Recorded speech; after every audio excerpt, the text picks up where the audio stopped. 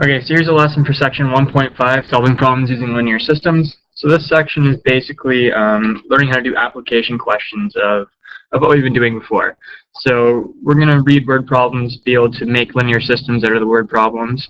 So a linear system, remember, is when we consider two linear equations at the same time.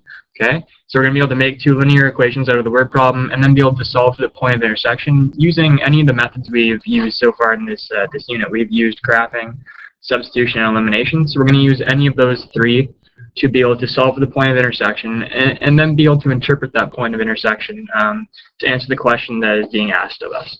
Okay, so here's the steps to solving a linear system word problem. You first have to determine what your variables are. Okay, it's going to be hard to make the equations if you don't know what your variables are. So step number one, determine your variables. Step number two, determine your two equations. Okay, every question is going to have two equations in it, in words that we're going to have to convert into actual numbers. Okay, so we're going to make two equations from every word problem, and we're then going to solve that linear system using any of our three methods: graphing, substitution, or elimination. And we're then going to interpret our results and write a concluding statement. Okay. So let's look at an example here. We'll start with a very, very basic one. Okay. Find the value of two numbers if their sum is 13 and their difference is 5. Okay. So first thing you want to look at is, what are my two variables? It wants us to find the value of two numbers. Okay. So our variables are two numbers. So what we have to do, choose what letters we're going to use to represent our variables. The most standard ones to use are x and y. Okay. So I'm going to let x equal the first number, y equal the second number. So I know what the question tells me is that the sum of two numbers is 13. Sum means addition, so I know that x plus y equals 13. Okay. The question also tells me that the difference of the two numbers is 5. Difference, I know, means subtract, so I know that x minus y is equal to 5. Okay. Now the next step. Okay, so I determined the variables, then I got my two equations, now I have to solve this linear system. Because I'm already in the form x plus y equals a number, I'm going to use elimination, because that's the format they have to be in to do elimination. If we remember elimination, I have to determine which variable I want to eliminate and how I'm going to eliminate it. Okay, both these equations have a 1x. So if I subtract these two equations, those x's will eliminate. So subtract all the like terms, so x minus x is 0x. Y minus negative y, which means y plus y, is 2y. So I have 2y. And then 13 minus 5 gives me 8. So I get 2y equals 8. Divide the 2 over, 8 divided by 2 is 4. So y equals 4. And remember, you're allowed to add or subtract two linear equations. It'll give you a resulting new equation that will intersect at the same point as these two. That's why we're allowed to do it. Okay. We can use adding and subtracting linear equations to get us equivalent linear systems. Okay. So I've determined that y equals 4. So these two lines will intersect at y equals 4. I just have to now figure out at what x coordinate they will intersect. So I have to plug y equals 4 back into either of these equations.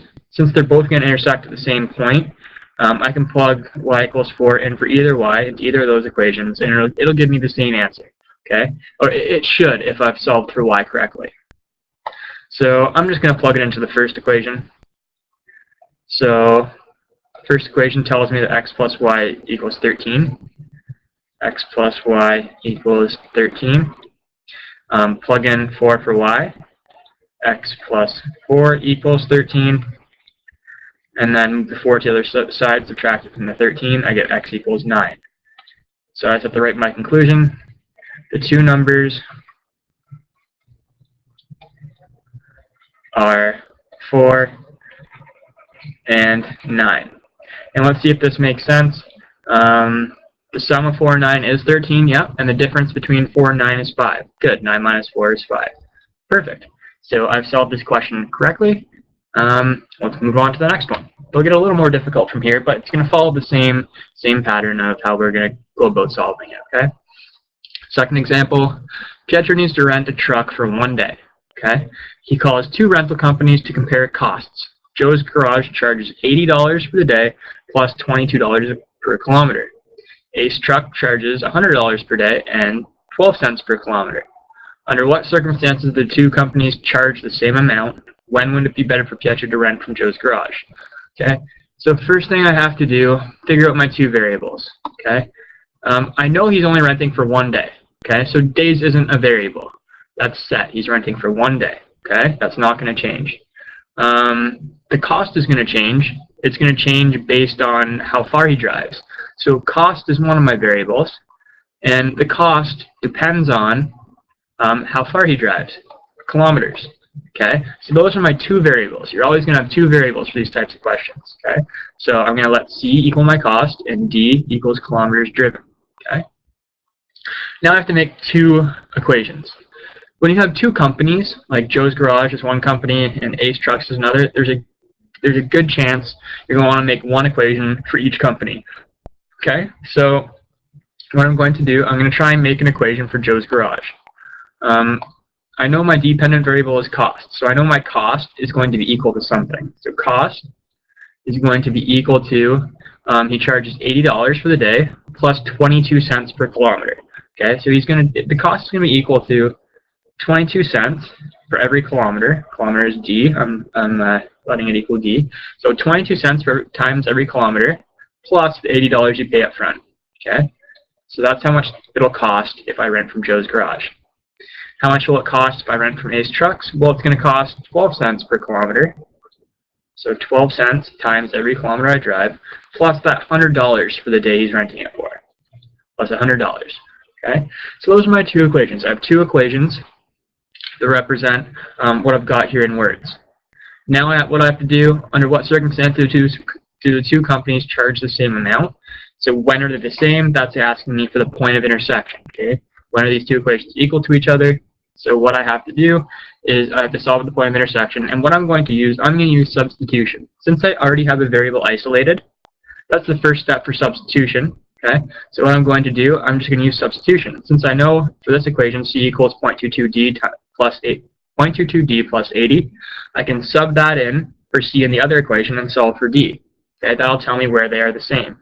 Okay, so let's go ahead and do that. So since C is already isolated, all I have to do, I know C equals 0.22D plus 80.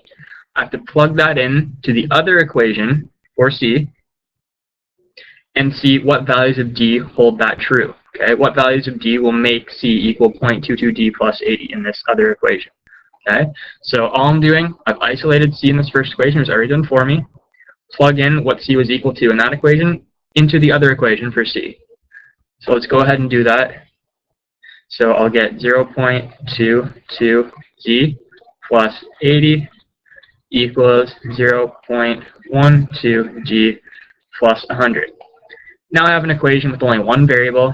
The only variable is D. I can solve that. Okay, so I'm going to collect my like terms. I'm going to get this D to the other side. That way I can collect the like terms. So I'm going to get 0.22D minus 0.12D. Okay, it's going to become negative on this side. And then I'm going to move that 80 to the other side so I can collect it with the other constant, 100. I'm going to subtract the 80 to the other side because it's positive over here. Now simplify. 0.22 minus 0.12 is just 0.1D equals 100 minus 80 is 20. Then I'm going to divide the 0.1 to the other side.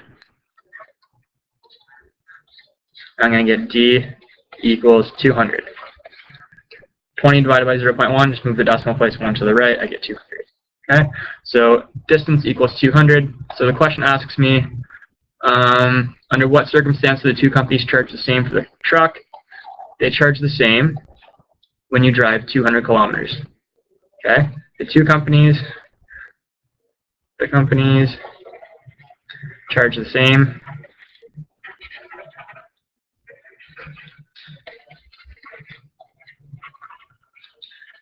when you drive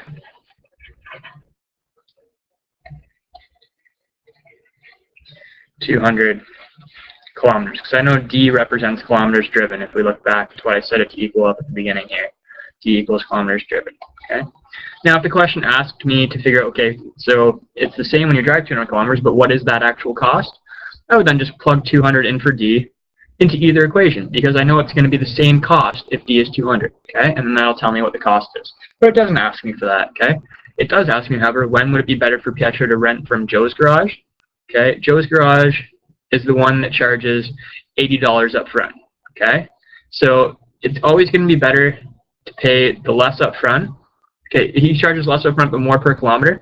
So it's going to be better to pay less up front up until 200 kilometers. If you drive more than 200 kilometers, it's then going to be cheaper to take the other one, Ace Trucks, okay, because you're charging less per kilometer for Ace Trucks. So when would it be better for Pietro to rent from Joe's garage? It's better from Joe's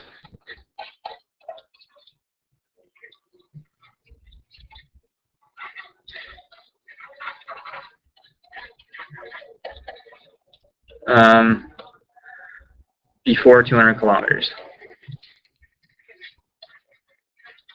Because you've put less money down. I know you're paying more per kilometer, but you put less money down, and it doesn't start to be more expensive than the other one until after you've driven 200 kilometers. It's the same at 200 kilometers for both companies, but it's cheaper with Joe's at first. You're paying more per kilometer, but you put less down, okay, for the day. So at 200 kilometers, it then becomes the same. Okay, they then cost the same, and it then becomes cheaper after that for the Ace Trucks because you're paying less per kilometer on top of that. Okay, so that's that question done. Let's look at the next question. So I've got a sports shop that sells Nike running shoes for $82 a pair and Air Jensen basketball shoes for $95 a pair. Okay. One day, the sports shop sells 75 pairs of Nike and Air Jensen shoes, totaling $6,241 in sales. How many pairs of each shoe were sold? Okay, so just by looking at that last part of that question, how many pairs of each shoe were sold, I know my variables are going to be the number of shoes sold, the number of Nike shoes sold, and the number of Air Jensen shoes sold. So Nike running shoes is my one variable, Air Jensen basketball shoes is my other variable. So I'm just going to let those equal x and y. So x equals number of Nike shoes sold, number of Nike, and y equals number of Air Jensen. I'll just say AJ for short. Okay, so x number of Nike shoes sold, y equals number of Air Jensen shoes sold. Okay, that's what the question's asked me to find, how many pairs of each of those shoes were sold.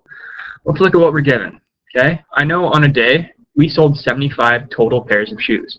Okay, so I know the number of Nike shoes and the number of Air Jensen shoes totaled 75 pairs. So I know my first equation can be x plus y equals 75. I know the number of Nike plus number of Air Jensen equals 75. Good, that first equation is nice and easy. Second equation, I know the Nike shoes sell for $82 a pair.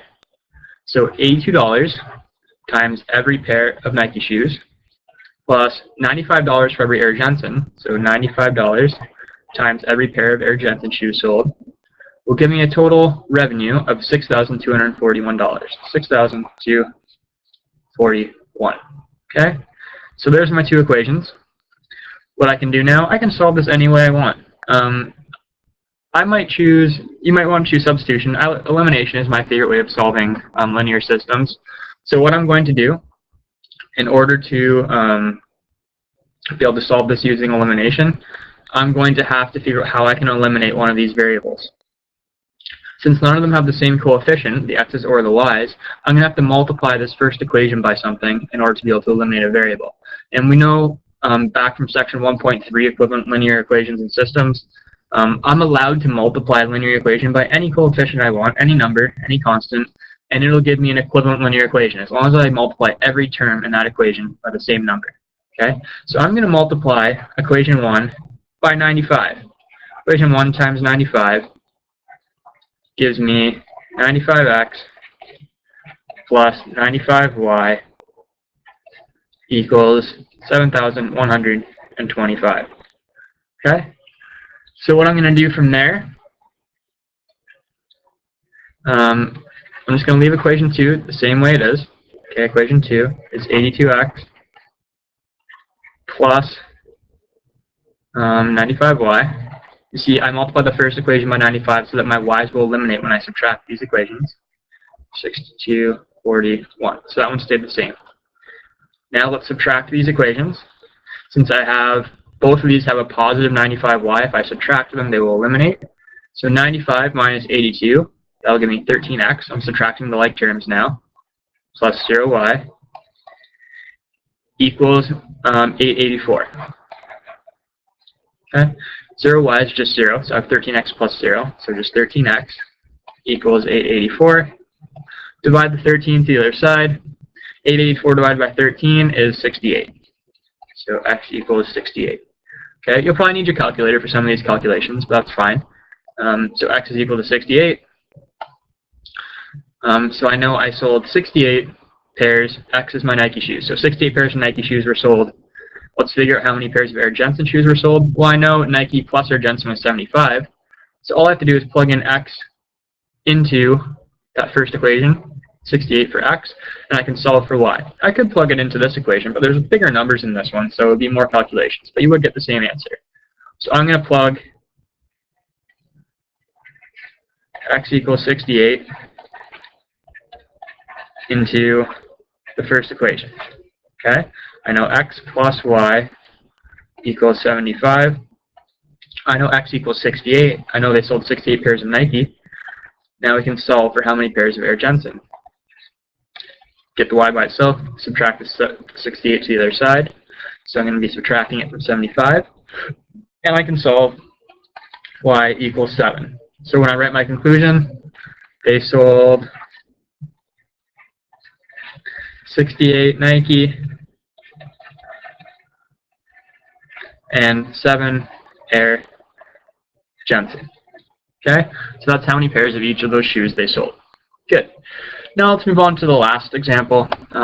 This one's probably the most complicated, but that's okay. There's lots of real-life application to this type of question. Okay, this is something you'll need to know how to do. Example 4. So what we have is an interest type of problem. Okay, Sally has $10,000 to invest. She's got 10,000 bucks. She wants to invest it. She invests part in a term deposit, paying 5% per year, and the remainder in a Canada savings bond, paying 3.5% per year. Okay. At the end of the year, she has earned simple interest of $413. How much did she invest at each rate? Okay, so how much did she invest at each rate? That's what we're interested in. How much at each rate? There are two rates: 5% in a term deposit and 3.5% in a savings bond. Okay.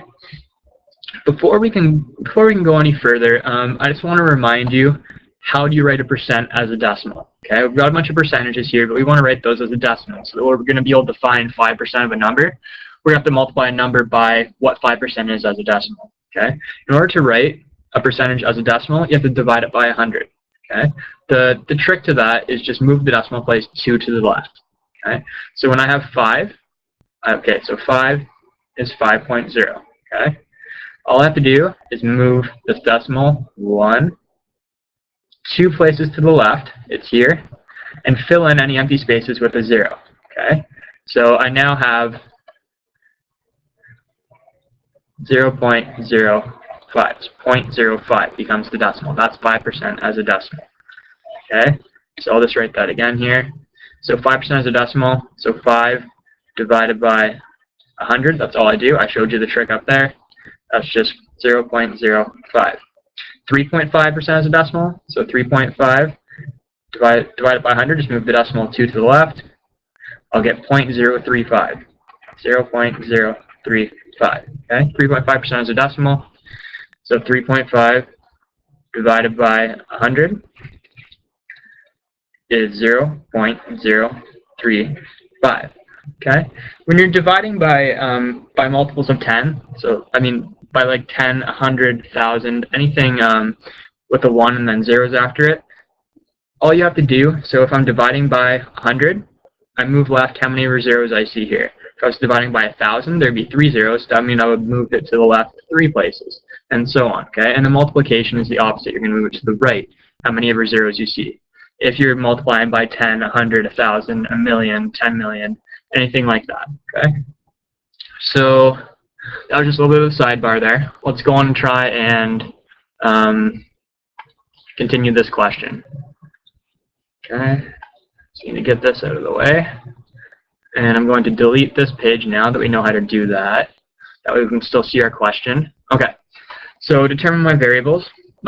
So how much did she invest at each rate? So I have two different rates. So one variable, I'll let x equal amount invested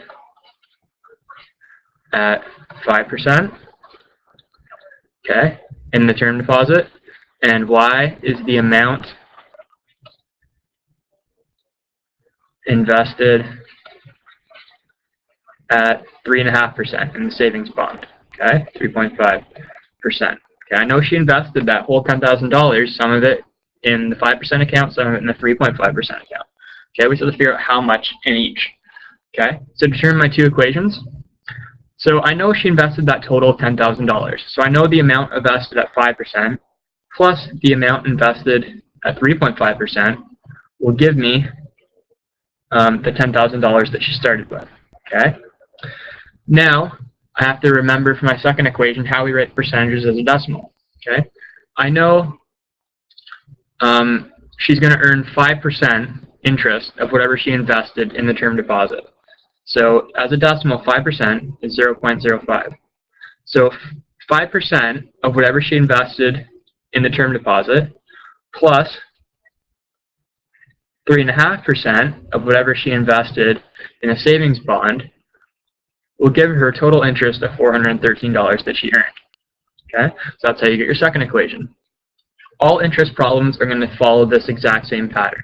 Okay, so now all we have to do is solve this linear system to find out exactly how much she invested in the term deposit and in the savings bond. Okay, so let's just solve this linear system. Before I even try and solve the linear system, I want to get rid of these decimals. Okay, so to get rid of these decimals, I know I'm allowed to multiply this linear equation by any number I want, and it'll give me an equivalent linear equation. So I'm going to multiply equation 2 by, because this has 3 decimal places, this number here has 1, 2, 3 decimal places, I need to multiply this by 1,000. So there's 3 zeros to get rid of those decimal places, to move this over 3 times, okay, to get rid of the decimal. So I'm going to multiply equation 2 by 1,000 to get rid of the decimals. So that means I have to multiply 0.05 by 1,000. So I move it over 1, 2, 3 times, and then fill in. So that means I'm going to have 50. Okay, 0.05 times 1,000 will give me 50. So I get 50x plus 0.035 times 1,000, move over 3 times, I get 35y. If you're not sure, type it on your calculator until you get the hang of it. Okay, and then multiply 413 by 1,000. That gives me 413,000. Okay, I'm going to leave equation 1 exactly the way it is. Actually, no, I can't. I'm going to jump ahead a little bit here because I'm going to want to use elimination. Okay, so x plus y equals 10,000. That's my original equation, but I want to be able to eliminate one of the variables. So I'm going to multiply. Let's get rid of the y's. Okay, so if I want to get rid of the y's, I have to multiply the second equation by 35. Okay, to get rid of the y's.